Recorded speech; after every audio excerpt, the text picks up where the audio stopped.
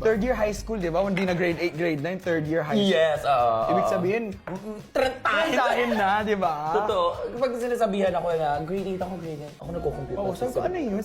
Second year high school. What the hell is that? Diba? Pero ako, ang favorite kong teleserye, thank you for asking, Oh yeah!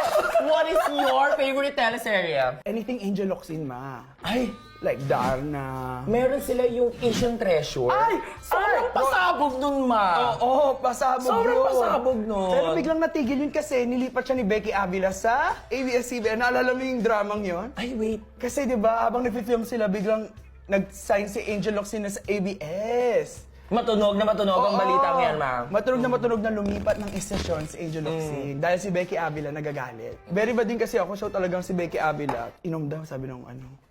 Ito naman, addict ata Ako itong... addict to eh.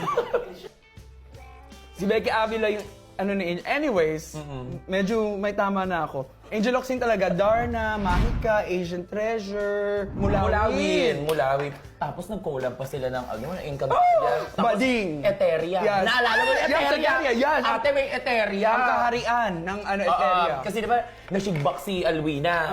Nilagay sa balsa ba yun? Tapos inanod siya, nakuha siya ng mga Encantada. Diba? Pasabog yun, Iconic. Kinabog ang wala pang MCU, ate. Meron Wala ng pa. cinematic universe ang ano. Ang Mulawin, Encantadia, Eteria. Fuck you Diba? all, gang. Huwag kayong lolo-loko. Pinanood ko yan sa ano, sa sinihan. 10 years old ako. Ang alin ba? Mulawin the movie. Doon yun. Ay.